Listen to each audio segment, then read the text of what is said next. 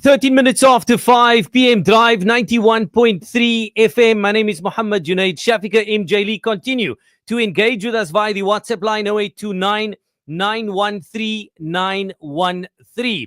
Whether it's voice note or message, as we promised, we're taking the show to the Islamic Republic of Iran to get an update as to exactly what the situation is like down on the ground. Now, we remember 13th of June, good couple of days ago, acts of aggression and terror executed by the Zionist regime as they attacked Iran.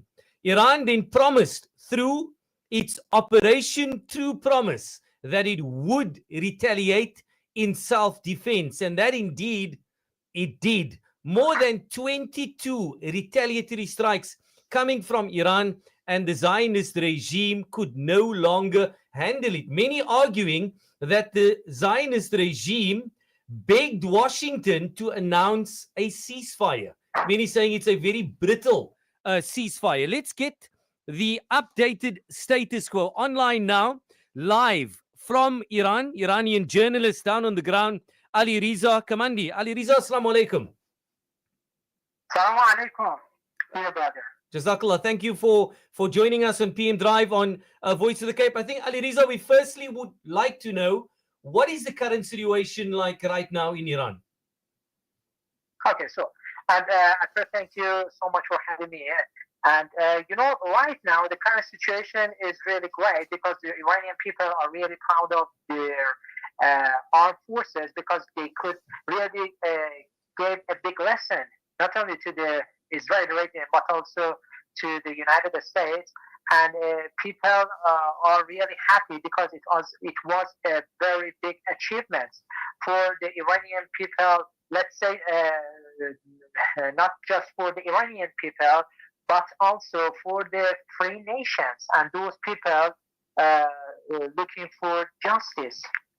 And right now, I believe that the world equation has somehow changed, and it is, we can say there are two chapters for Iran, and the first chapter was before the Israeli strike on Iran, and the new chapter right now is after giving a big lesson to the Israeli regime, and when we could really target different spots of the occupied territories. As you know, the Israeli regime was and is really proud of having a kind of air defense systems called Iron Dome. But as you know, and the world could see, Iranian missiles could pass those defensive layers and finally hit different military places in the occupied territories. So right now, as I said to you, Iranian people are really delighted, and we are really proud of our armed forces. I think, Ali Riza, making reference to the manner in which the Islamic Republic of Iran acted in self-defense and with its retaliatory strikes, looking at the hypersonic ballistics missiles, the Fatah missile, there was plenty of talk for a long period of time that the Zionist regime's Iron Dome cannot be penetrated. Yet we saw Iranian ballistics missiles penetrate it significantly on a number of occasions. And I think what was notable, the strikes executed by Iran, because the Zionist regime, they're only known for carpet bombing innocent civilians through the genocide and a Holocaust in Palestine. Absolutely no plan whatsoever. It's just murder upon murder. But here we saw Iran execute strikes on Mossad headquarters, Ministry of Intelligence, Beersheba, the Soroka military hospital, the port of Haifa, which is strategic for the Israelis in terms of oil and gas. Many US analysts are referencing the fact, listening to Scott Ritter, listening to Colonel Douglas Macgregor and other US analysts, they've clearly stated that what they've seen here was that the Zionist regime got a hiding at the hands of Iran, and the damages they've estimated to be at least to the value of $500 billion US. So clearly, the Israelis were not able to be equal to the task in as far as Iran is concerned. Yeah, indeed. Yeah, but the interesting point is that can you hear me, brother? Yes, I can.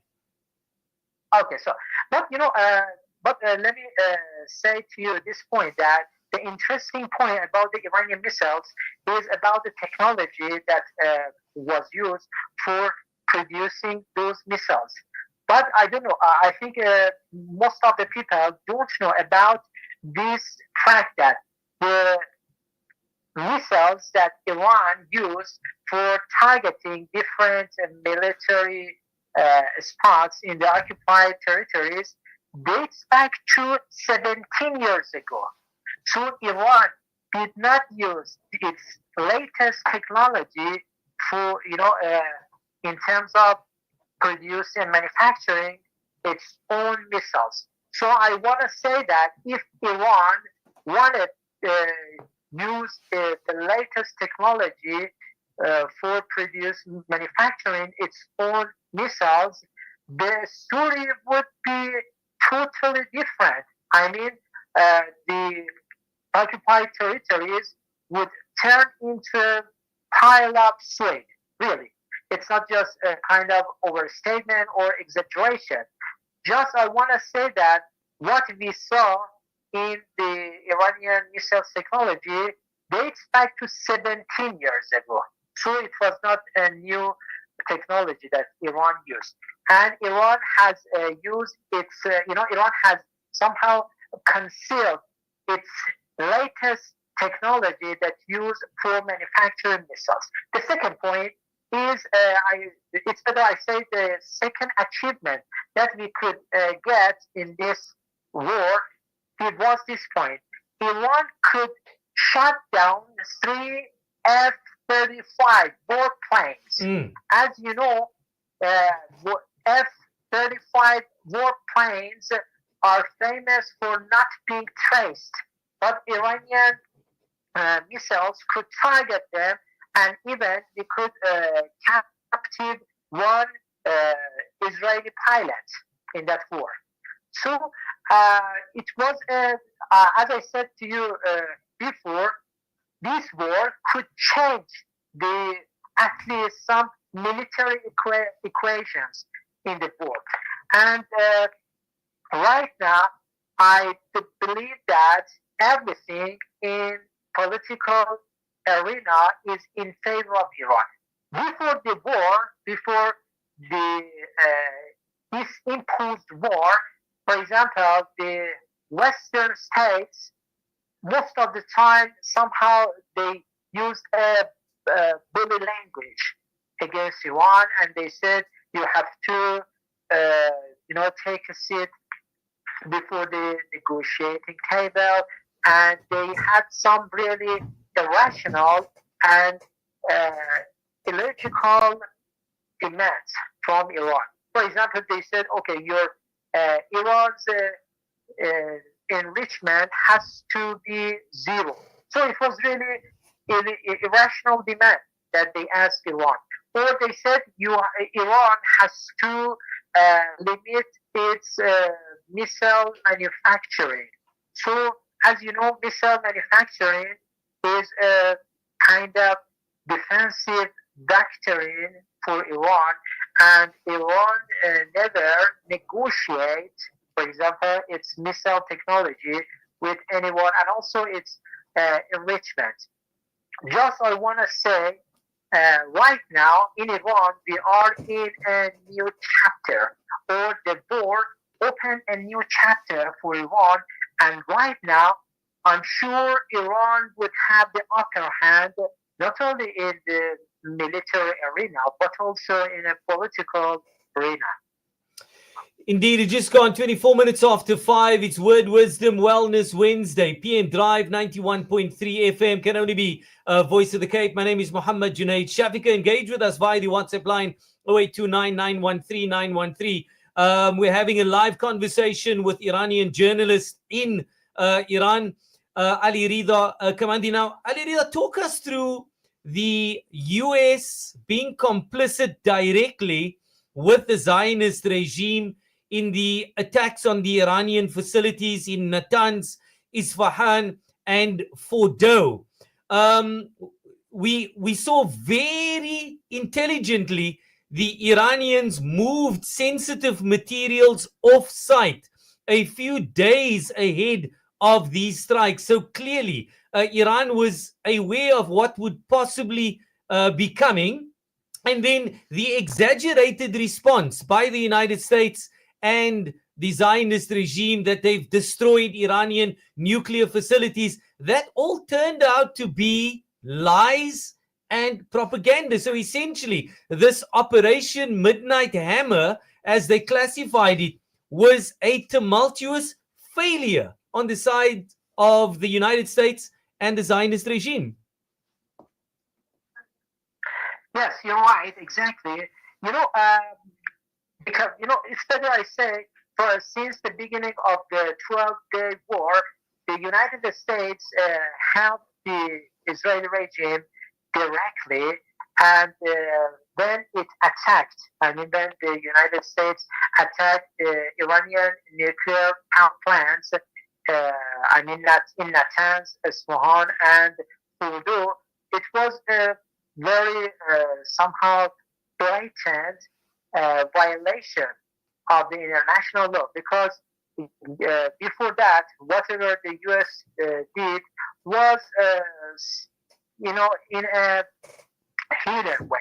But after, when it entered the war directly, so it made somehow the situation or big trouble for itself.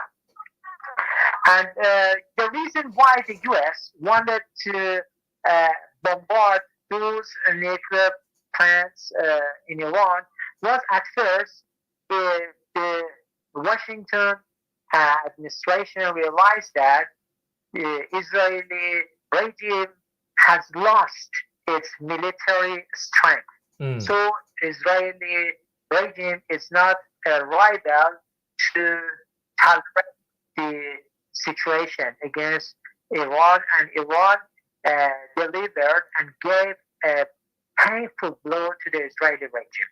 And the second reason why America targeted those places in Iran was to, as they said before, they wanted to wrap up. Right, I think just in the thick of things there, we lost our connection with our guest. Let's see if we can actually get him back. Having a very interesting conversation with Ali Rida Kamandi, Iranian journalist down on the ground. Hopefully we can re-establish a connection. We've got still 2-3 minutes before we conclude. Ali Rida, are you back with us?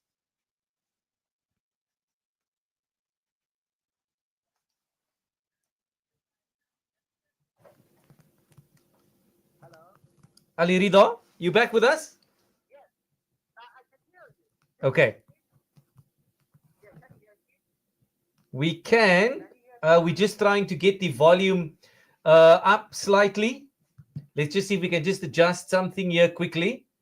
Just give us a minute, because I can hear you in the background. We don't want to lose out on the balance of the conversation. Very interesting one indeed. With your comments, let us know. 0829 913 913. Ali Rida, can you hear us now nice and clearly, loud?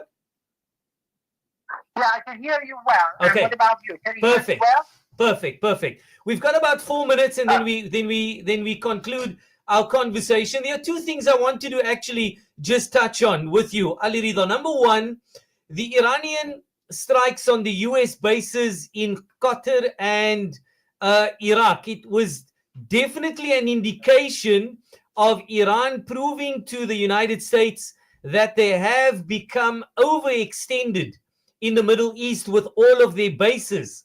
and they are certainly very vulnerable. So it was a strong message that Iran was sending to the United States. And then secondly, we heard that the Iranian parliament had approved the closing of the Straits of Hormuz, but it hasn't closed as yet. A final decision still needs to be made. That could also be another very strong strategic factor that could count in the favor of Iran if that does happen. Correct, yeah. And, it's not the first time that Iran, for example, said such a thing to the U.S. Iran has said to the U.S., for example, at least for a decade, that if the U.S. wants to raid Iran from each of its own military bases in the region, Iran will target that territory and soil. So Iran has repeated this point several times to the U.S. So when it said this point to the U.S., it means that before saying this point to the U.S., it has said it to the states and governments of the, at least, Persian Gulf. So it was Iran's policy in